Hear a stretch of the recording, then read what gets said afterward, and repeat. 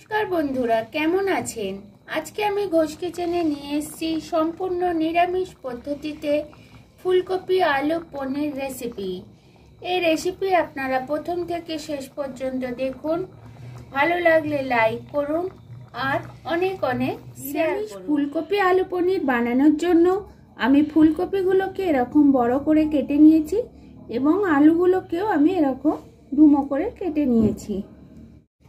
পনিরগুলোকেও আমি এরকম চৌকো বড় করে করে কেটে নিয়েছি। নিরামিষ ফুলকপি আলু পনির বানানোর জন্য প্রথমে আমি একটা পেস্ট বানাবো। তার জন্য আমি কড়াইতে দিয়ে দেব তেল, মধ্যে আমি দিয়ে দেব কয়েকটা কাজু, চীনা বাদাম,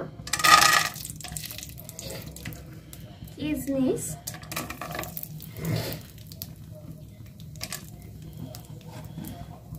এবং এর মধ্যে দিয়ে দেব গোটা জিরে।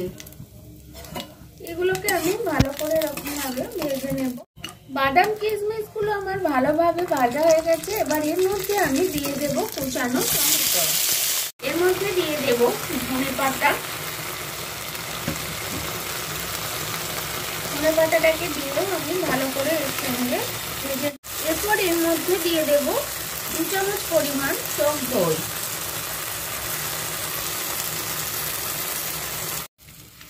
এবারে সমস্ত মশলার মধ্যে আমি অল্প পরিমাণ জল দেব, দিয়ে এটা একটু সিদ্ধ করে নেব টমেটোগুলো। মশলাটা আমার রেডি হয়ে গেছে, টমেটোগুলো সব সিদ্ধ হয়ে গেছে। এবার আমি এগুলো তুলে নিয়ে পেস্ট করে নেব। ফুলকপিগুলোকে আমি হালকা একটু ভাপিয়ে নেব। তার জন্য কড়াইয়ে জল দিয়ে দিয়েছি। এর মধ্যে দিয়ে দেব নুন, অল্প পরিমাণ হলুদ।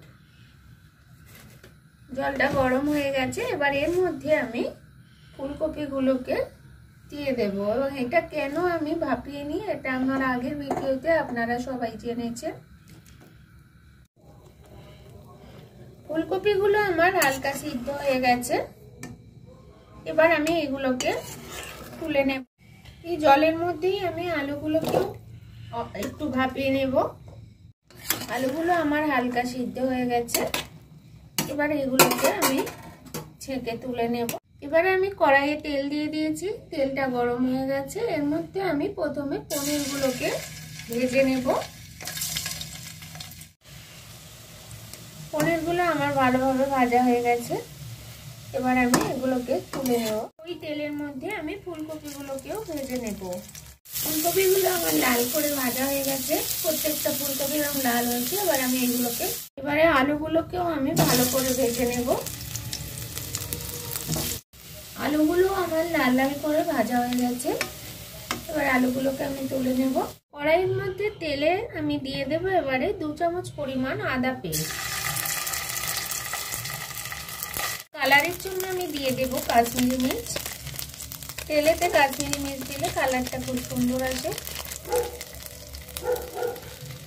ঝালের জন্য দিয়ে দেব লঙ্কা গুঁড়ো,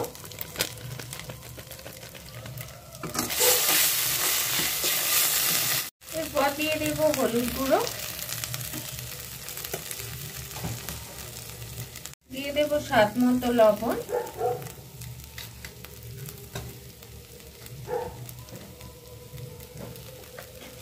এবং অল্প পরিমাণ চিনি দিয়ে আমি মশলাটা ভালো করে ভেজে নেব। এর মধ্যে আমি দিয়ে দেব পেস্ট করে রাখা মশলাটা। এর মধ্যে আমি মিক্সারের নিচে যে মশলাটা ছিল সেটা অল্প জল দিয়ে আমি এতে দিয়ে দেব, দিয়ে একটু কষিয়ে নেব। এবার এই মশলার মধ্যে আমি দিয়ে দেব ভেজে রাখা আলুগুলো। আলুগুলো দিয়ে আমি মশলার সাথে ভালো করে কষিয়ে নেব। এবারে এর মধ্যে ভেজে রাখা ফুলকপিগুলোকেও আমি দিয়ে দেব। ফুলকপিটা দিয়েও আমি একটু কষিয়ে নেব। এবার এর মধ্যে আমি জল দিয়ে দেব। এটা নিরামিষ আলু ফুলকপি পনির দিয়ে কারি, একটু হালকা কাই থাকবে। এবার এটা একটু ফুটে উঠলে তারপর আমি পনিরগুলোকে দিয়ে দেব। আমার ফুলকপি আর আলু দেওয়ার পর ফুটে উঠেছে। এবার আমি ভেজে রাখা পনিরগুলোকে দিয়ে দেব। আমি একটু ফুটিয়ে নেব, পনিরের স্বাদটা তবে ফুলকপির মধ্যে আসবে। আমি একটু চাপা দিয়ে দেব, দিয়ে এটা একটু ফুটিয়ে নেব। পনিরগুলো দেওয়ার পরেও ফুটে উঠেছে। এবারে আমার নিরামিষ আলু ফুলকপি পনির রেসিপিটা মোটামুটি রেডি হয়ে এসছে। এবার লাস্ট স্টেজে আমি দিয়ে দেব